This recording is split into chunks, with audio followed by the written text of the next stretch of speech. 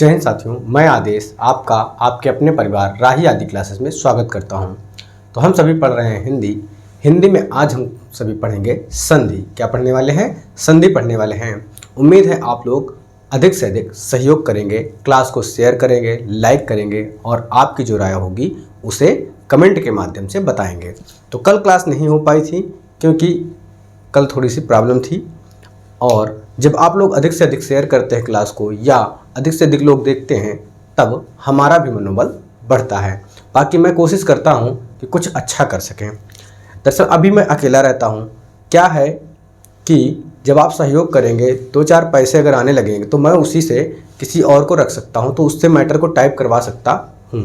फिलहाल अब हम अपनी क्लास को शुरू करते हैं। तो आज हम पढ़ने वाले हैं क्या? संधि चैप्टर को शुरुआत करने वाले हैं।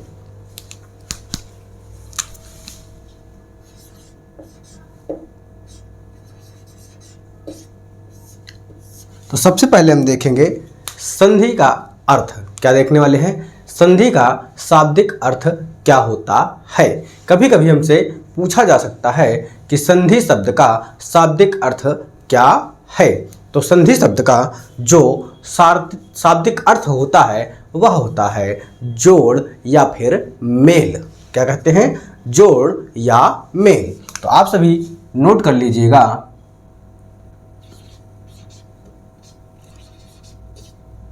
कि संधि का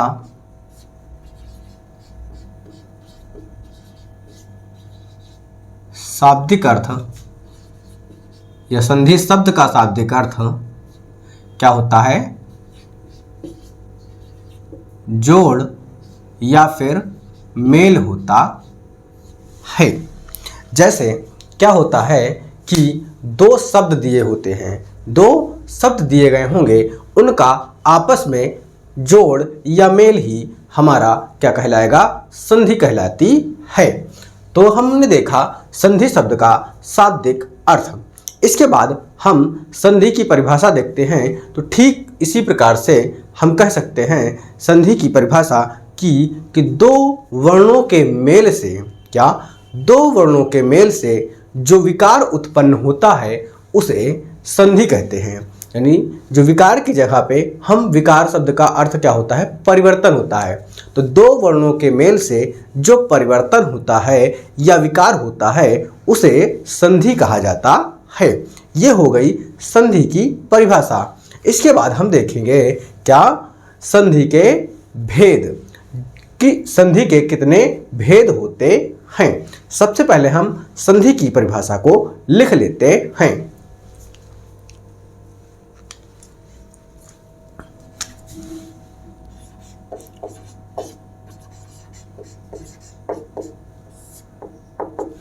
परिभाषा क्या है कि दो वर्णों के मेल से दो वर्णों के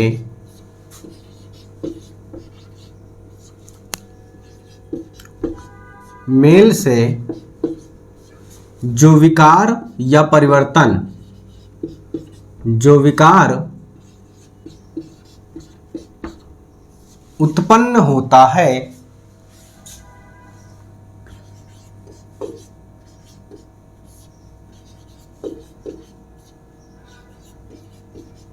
उसे संधि कहते हैं। क्या कहते हैं? उसे संधि कहते हैं। जैसे अगर आप समझना चाहें तो हम आपको बता रहे हैं, समझा रहे हैं, आप ध्यान दीजिएगा। जैसे संधि की परिभाषा में क्या कहा गया? दो वर्णों के मेल से, दो वर्णों के मेल से। तो आप इस परिभाषा को समझ सकते हैं। जैसे हम लिखें विद्याधन आलय। क्या लिखा गया? विद्याधन आलय। अब यहाँ पर देख रहे हैं कि दो वर्णों के मेल को, अब यहाँ पर हमें दो वर्ण देखना है। विद्या में क्या आ रहा है? दीर्घ आ रहा है। अब यहाँ पर भी आप देख रहे हैं आलय में भी आ रहा है, यहाँ देखना है, आ रहा है। तो इन दो वर्णों को हमें क्या करना है, मिला देना है और मिलाकर एक शब्द लिखना है। अब यहाँ पर क्या है, आ है, लेकिन मिलने के बाद भी हमारा क्या हो जाएगा, यही देखना होता है, विद्याधन आलय। तो क्या हो जाएगा, विद्यालय हो जाएगा। क्या हो जाएगा, विद्यालय हो जाएगा। अब आप सोच रहे हैं इसमें परिवर्तन क्या हुआ, अगर देखें तो ये आ भी इसमें क्या हुआ है, समाहित हो जाता है। ये नहीं लिखा गया है कि विद्यालय, विद्यालय तो लिखा हुआ है, लेकिन यहाँ पर दीर्घ आ क्या हुआ है, यहाँ पर दोनों आपस में मिल चुके हैं। नहीं तो क्या होता, यहाँ पर भी ये वाला आ लिखा जाता, लेकिन क्या हुआ, दोनों मिलकर परिवर्तन हो गए हैं। जैसे अभी आगे जब हम भेद पढ़ेंगे, और संधि अभी तो शुरुआत है, जैसे जैसे पढ़ते जाएंगे वैसे वैसे बहुत ही अच्छी तरीके से समझते जाएंगे कि क्या होता है विकार परिवर्तन। जब दो शब्द आपस में मिलते हैं, यानी दो वर्ण आपस में मिलते हैं, तो दोनों शब्दों को या दोनों वर्णों को मिलाकर एक नया शब्द बन जाता है। तो ये हो गई हमारी संधि का शाब्दिक अर्थ, संधि की परिभाषा। अब हम देखते हैं संधि के भेद। क्या देखेंगे, संधि के भेद। तो आप लिख लीजिएगा क्या, कि संधि के भेद। अब आपसे कभी कभी पूछा जाता है कि संधि के कितने भेद होते हैं, लेकिन अब पेपर इतना आसान तो बनाएगा नहीं कि संधि के कितने भेद होते हैं पूछ ले, लेकिन फिर भी आपको पता होना चाहिए कि संधि के कितने भेद होते हैं। तो संधि के 3 भेद होते हैं। कितने भेद होते हैं, संधि के 3 भेद होते हैं। मान लीजिए ऑप्शन में कर दे 1 2 3 4 5, या कुछ भी कर दे 9 10 2 8, तो आपको संधि के कितने भेद होंगे, 3। तो जहां पर जिस ऑप्शन में भी 3 लिखा होगा उसी पर हमें टिक करना है। तो अब आपने देख लिया क्या, कि संधि के 3 भेद होते हैं। कौन कौन से भेद होते हैं, इनका नाम भी तो जानना है। संधि के 3 भेद होते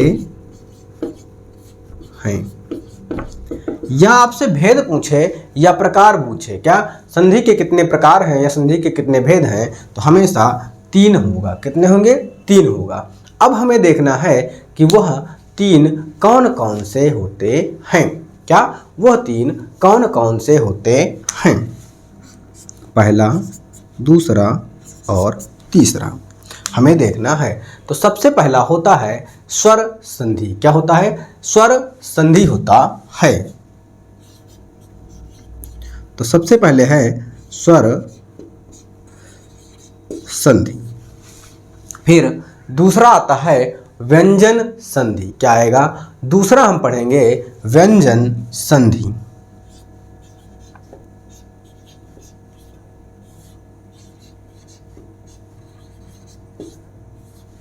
अब आया तीसरा। तो तीसरा क्या होता है, विसर्ग संधि होता है या होती है। तीसरा क्या हो गया, विसर्ग संधि। अब आपसे यहां पर तो 3 भेद होते हैं, ये तीनों हो गए, लेकिन यहां पर क्वेश्चन पूछा जा सकता है क्या, कि कौन सा विसर्ग संधि नहीं है। अब ऑप्शन क्या देगा, स्वर संधि, विसर्ग संधि, व्यंजन संधि, एक कोई और नाम डाल के यहां आगे संधि लिख देगा, तो वह नहीं होता है। अब स्वर संधि का एक और नाम होता है। क्या होता है, स्वर संधि को एक और नाम से जानते हैं। कभी कभी यह भी पूछ लिया जाता है कि स्वर संधि का अन्य नाम पूछा जा सकता है, क्योंकि उसे क्वेश्चन ही तो बनाना है। अब स्वर संधि का क्या एक और नाम जो होता है उसे कहते हैं अच संधि। क्या कहेंगे, स्वर संधि या अच संधि भी कहते हैं। अब एक नाम और होता है किसका, व्यंजन संधि का।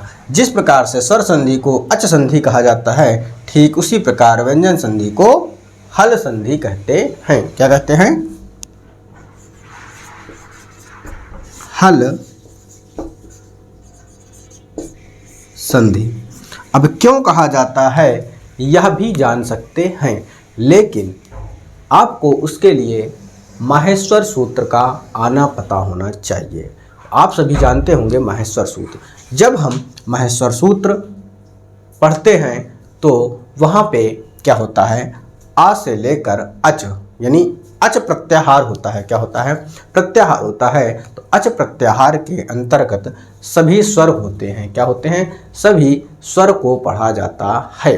तो जब सभी स्वर को अच प्रत्याहार के अंतर्गत पढ़ा जाता है, इसीलिए इसे अच संधि भी कह देते हैं या कहते हैं।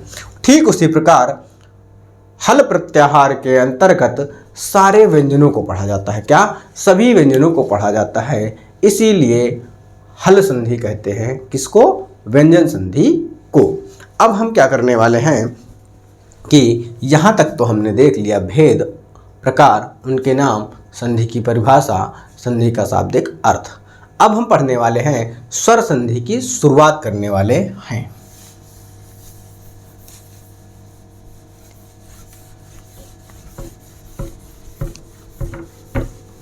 देखिए, आप सभी का सीटेट का भी पढ़ाया जाएगा।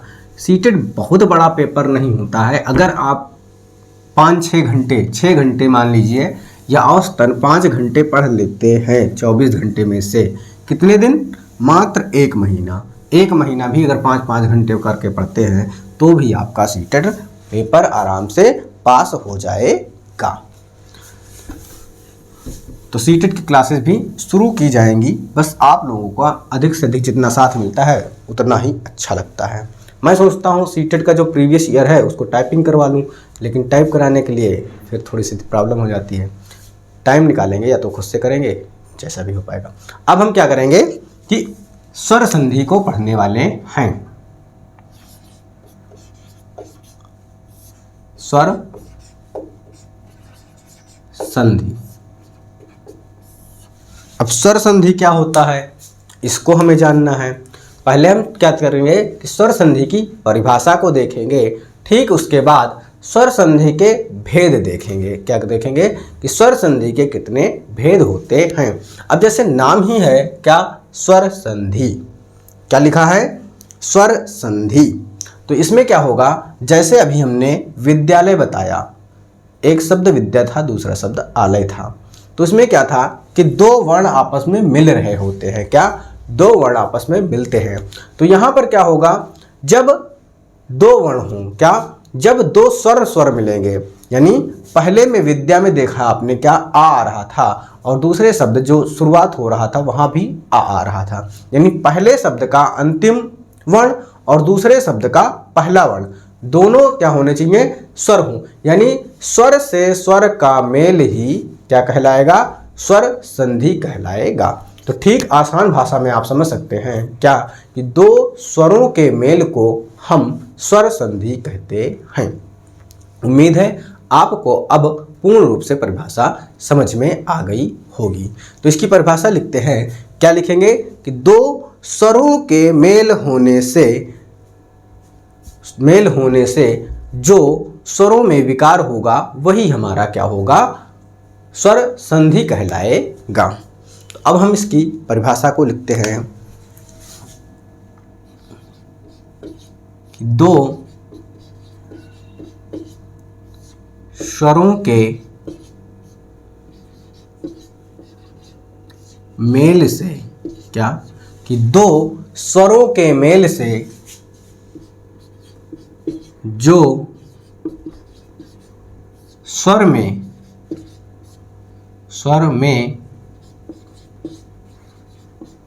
विकार उत्पन्न होता है या विकार होता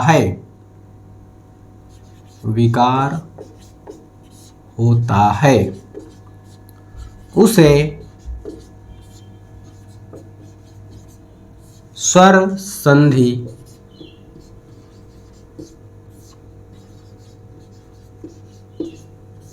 कहते हैं।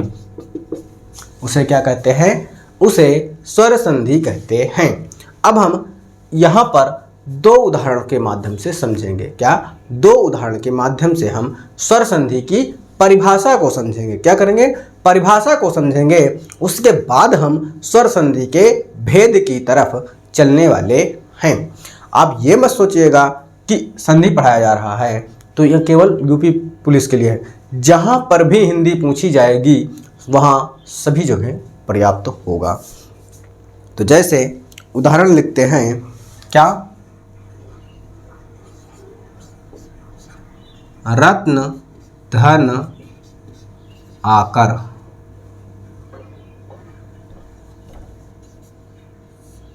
रत्न धन आकर। तो आप एक और लिखते हैं, जिसको पीछे ही लिख लिया गया था, उसी उदाहरण को लिखते हैं कि विद्याधन आलय। अब यहाँ पर आपको परिभाषा पूर्ण रूप से समझ में आएगी। क्या था कि दो स्वरों के मेल से जो स्वर में विकार उत्पन्न हो, यानी जो स्वर में परिवर्तन हो। तो यहाँ पर आप देख रहे हैं, कोई भी वर्ण हो, यानी कोई भी व्यंजन वर्ण हो, वह बिना स्वर की सहायता से नहीं बोला जाता है। तो इस ना में क्या है? इस ना के अंतर्गत आपको आ नजर आता है। क्या? ह्रस्व आ नजर आएगा। लेकिन यहाँ पर आप देख रहे हैं क्या कि दीर्घ आ है। क्या है? दीर्घ आ नजर आ रहा है। अब देखो दो स्वरों के मेल को, अब यहाँ पर ह्रस्व आ है, यहाँ पर दीर्घ आ है। इन दोनों के आपस में मेल होने से जो विकार उत्पन्न होगा उसे स्वर कहेंगे, यानी स्वर संधि कहेंगे। तो यहाँ पर क्या है कि आ मिल रहा है, तो हो जाएगा क्या? रत्नाकर। क्या हो जाएगा? रत्नाकर हो जाएगा। अब आपने देखा कि यहाँ केवल ना था, यहाँ आ था। यहाँ पर देख लीजिए, यहाँ क्या हो गया? ये दोनों स्वरों का मेल हो गया। क्या हुआ? दोनों स्वरों का मेल हुआ, इसीलिए यह क्या है? स्वर संधि है। तो अभी पीछे आपने देखा ही, विद्याधन आलय को क्या करेंगे? विद्यालय कर देंगे। विद्यालय कर दिया गया। अब यहाँ पर क्या था? यहाँ पर दीर्घ आ था और यहाँ पर भी क्या था? दीर्घ आ था, लेकिन दोनों स्वर हैं, दोनों स्वरों को आपस में मिला दिया गया। यहाँ पर भी दीर्घ हो गया है। क्या हो गया है? दीर्घ हो गया है। अब हम क्या करने वाले हैं कि हमने स्वर संधि की परिभाषा देखी है अभी। अब हम देखने वाले हैं क्या? स्वर संधि के भेद। क्या देखेंगे? स्वर संधि के भेद। स्वर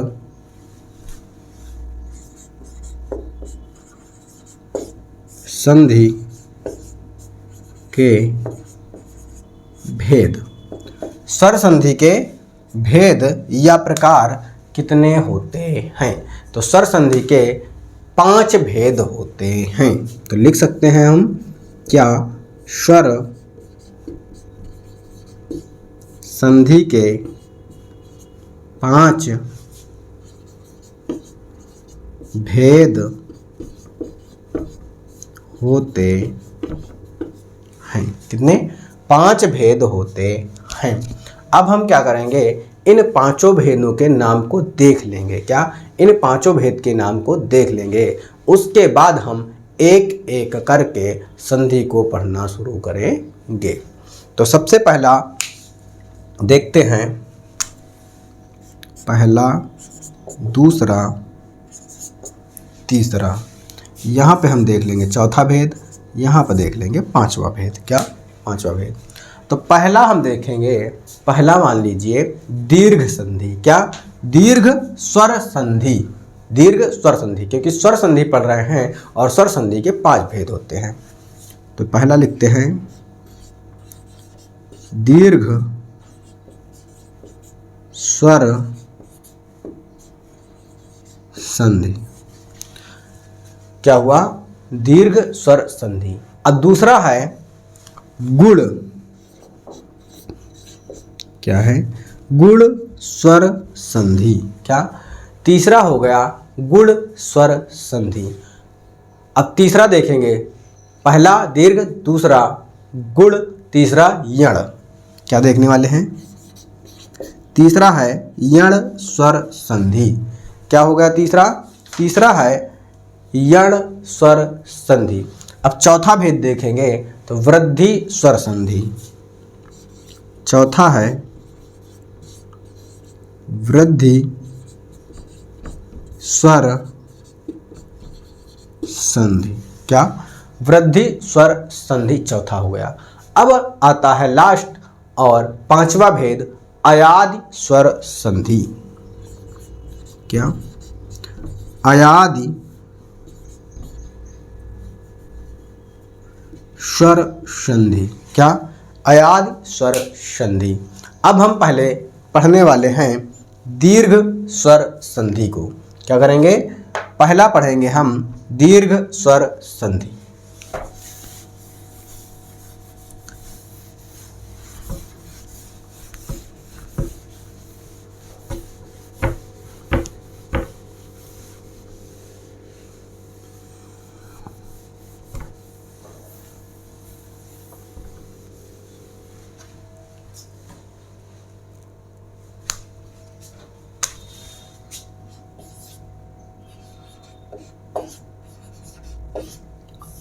दीर्घ स्वर संधि। क्या है? पहला दीर्घ स्वर संधि। अब दीर्घ स्वर संधि की परिभाषा क्या होगी? यदि ह्रस्व या दीर्घ, क्या? यदि ह्रस्व या दीर्घ स्वर के बाद ह्रस्व या दीर्घ स्वर आए तो उसी का क्या हो जाएगा? दीर्घ हो जाएगा। क्या हो जाएगा? उसी का दीर्घ हो जाएगा। ठीक। अब हम क्या करेंगे कि इसको लिख कर समझेंगे। हो सकता है आपको इस परिभाषा को अभी ना समझ में आया हो, लेकिन जब लिख कर पढ़ेंगे समझेंगे तो यह पूर्ण रूप से समझ में आ जाएगा।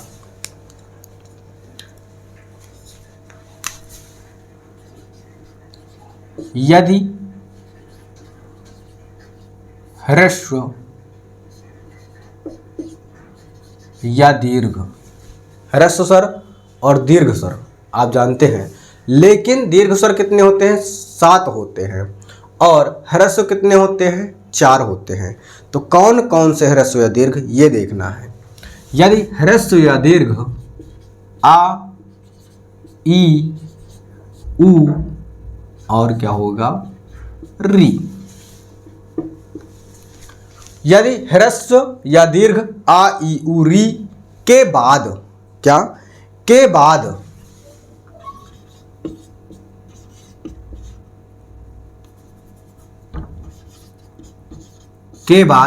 ह्रस्व या दीर्घ के बाद ह्रस्व या दीर्घ कौन कौन से वर्ण? आ, ई, उ, री आए तो, क्या? आए तो दोनों मिलकर,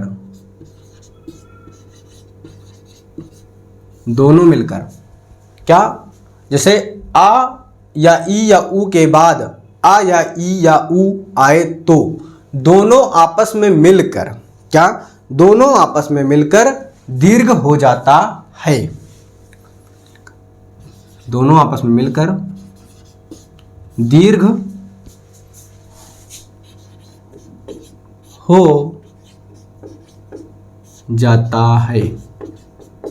अब आपको समझना है। क्या समझना है? इसी परिभाषा को मैं थोड़ा सा और बताता हूं। क्या क्या बोला गया है? ह्रस्व या दीर्घ, यानी आ जाए पहले में या आ जाए, इसके बाद क्या आए? आ या आए। बात को आसान तरीके से समझाने की कोशिश कर रहा हूं। ठीक उसी प्रकार से बोला गया है ह्रस्व या दीर्घ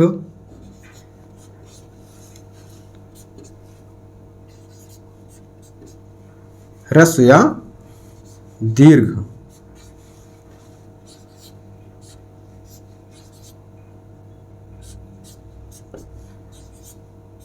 बस आप क्लास में बने रहिएगा, आपको पूर्ण रूप से समझ में आएगा।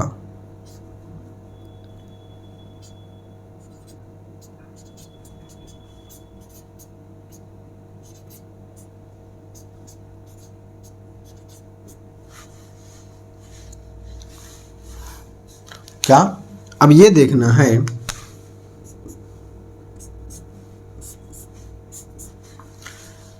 ह्रस्व या दीर्घ या ह्रस्व या दीर्घ आए तो दोनों मिलकर हमेशा दीर्घ होगा। अब इनमें दीर्घ क्या होता है? आ होता है। इसका दीर्घ क्या होगा? ई का ई होगा। उ का दीर्घ क्या होता है? उ होता है, उ होता है। अब री का दीर्घ क्या होता है? दीर्घ री ही होता है। लेकिन हिंदी हम पढ़ रहे हैं, संस्कृत में री चेंज करके आता है, यानी दीर्घ री भी हो जाता है शायद।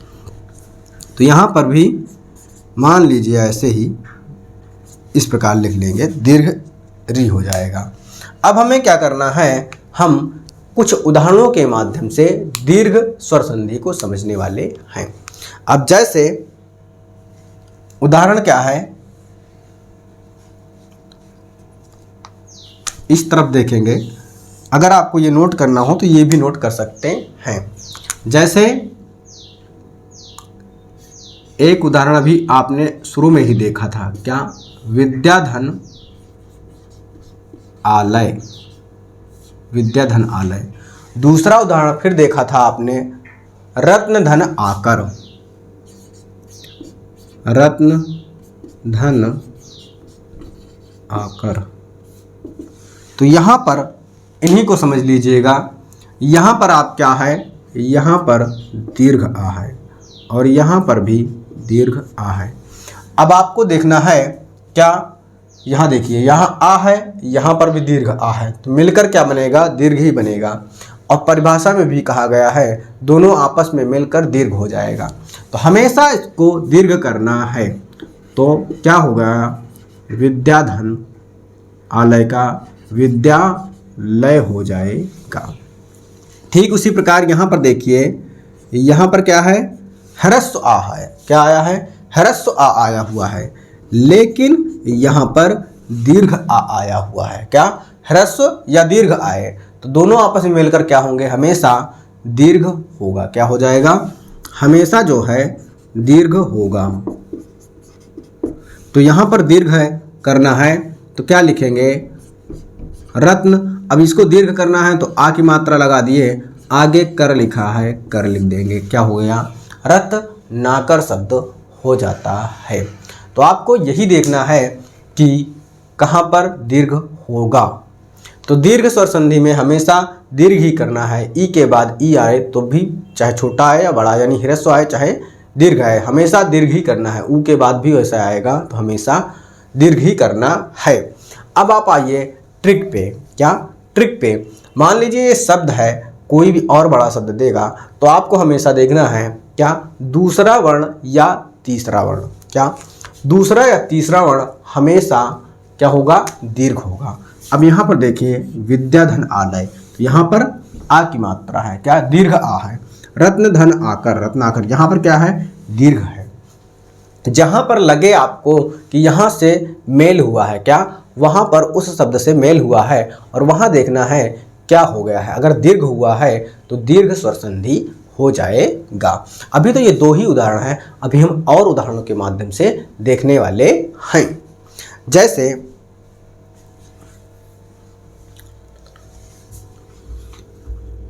जैसे धन धन अर्थी। क्या? धन धन अर्थी, ये वाला धन है। तो यहाँ पर आप देख रहे हैं क्या आया है? ह्रस्व आया है। उसके बाद यहाँ पर भी देख रहे हैं ह्रस्व आया है। क्या आया है? ह्रस्व के बाद ह्रस्व आया है, लेकिन दोनों को आपस में मिलाकर हमें क्या करना है? हमेशा दीर्घ करना होता है। क्या करना है? दीर्घ करना है।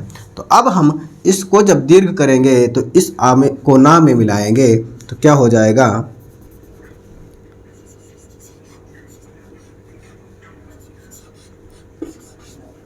धनार्थी शब्द हो जाएगा। क्या हो जाएगा? धनार्थी शब्द हो जाएगा। अब यहाँ देखिए धन क्या था, ह्रस्व था, यहाँ पर भी ह्रस्व था, लेकिन दोनों मिलकर क्या हुआ, दीर्घ हो जाएगा। क्या दीर्घ हो गया। तो आप देख रहे हैं ट्रिक क्या थी हमारी कि दूसरे या तीसरे वर्ण पर हो रहा था। यहाँ पर भी देखिए दूसरे पर मिल गया, क्योंकि दो ही शब्द थे, यानी जहाँ से मिलेगा वहीं पर दीर्घ होगा। अब यहाँ पर देखिए धन के पास मिला तो धन के पास देखिए क्या हो गया, दीर्घ हो गया है। अब अगले उदाहरण पे चलते हैं। जैसे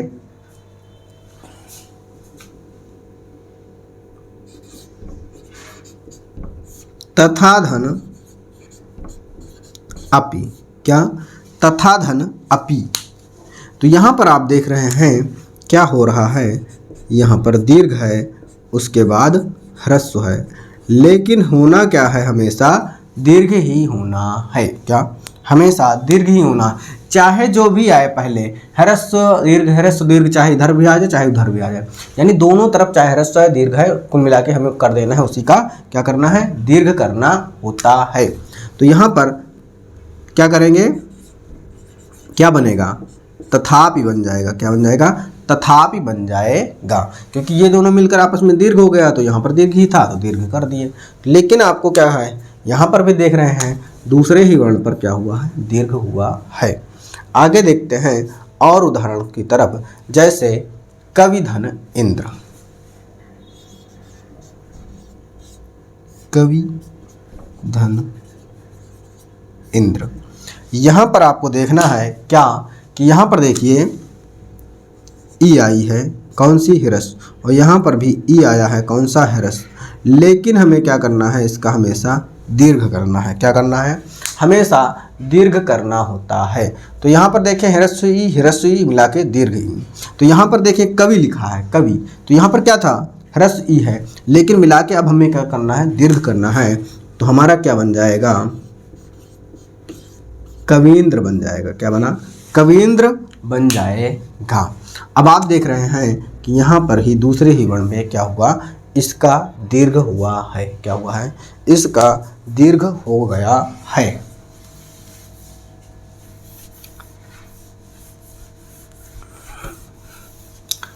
दो चार उदाहरण और देख लेते हैं ताकि आपको दीर्घ स्वर संधि पूर्ण रूप से समझ में आ जाए।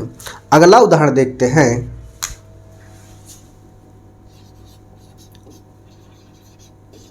अधिधन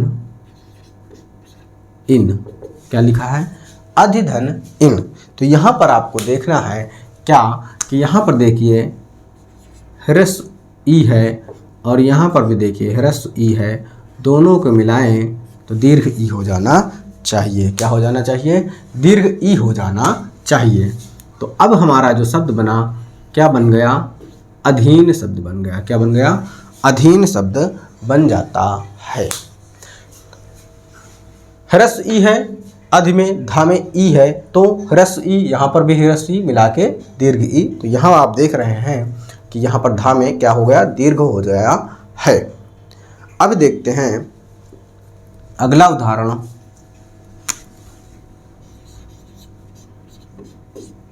मुनिधन इंद्र। क्या, मुनिधन इंद्र।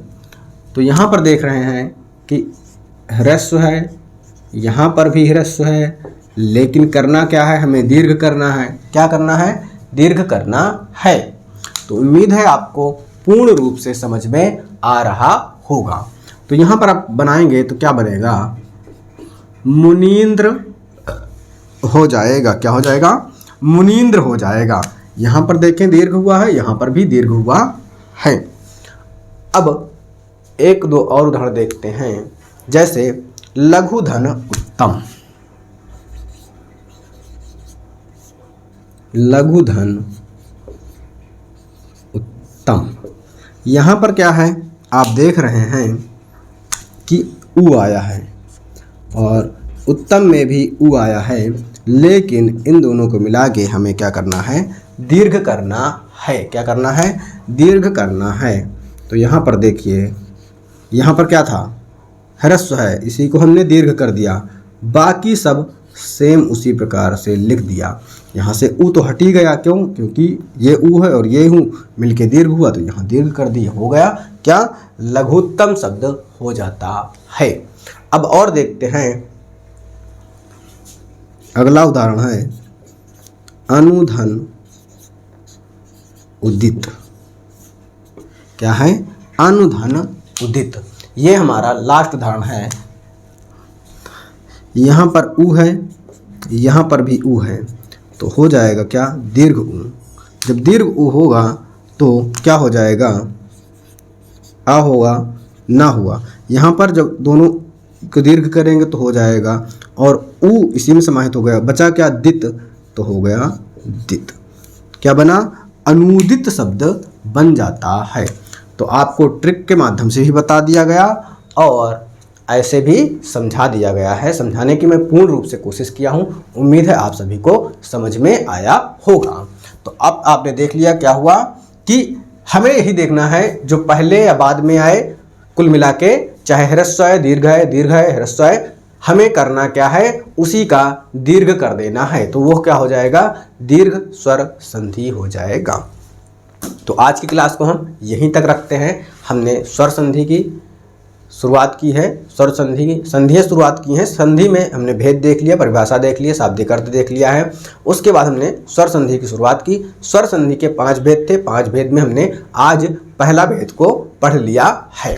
उम्मीद है आपको क्लास समझ में आ रही होगी, पसंद आ रही होगी। आप सभी से हमेशा एक ही रिक्वेस्ट रखते हैं, क्या कि आप लोग अधिक से अधिक क्लास को शेयर करें, अधिक से अधिक लोगों तक पहुंचाइए और सपोर्ट कीजिए। बस बाकी मुझसे जो भी हो पाएगा उतना करता रहूँगा। आज की क्लास को यहीं पे समाप्त करते हैं। आप सभी का इस क्लास में जुड़ने के लिए बहुत बहुत धन्यवाद।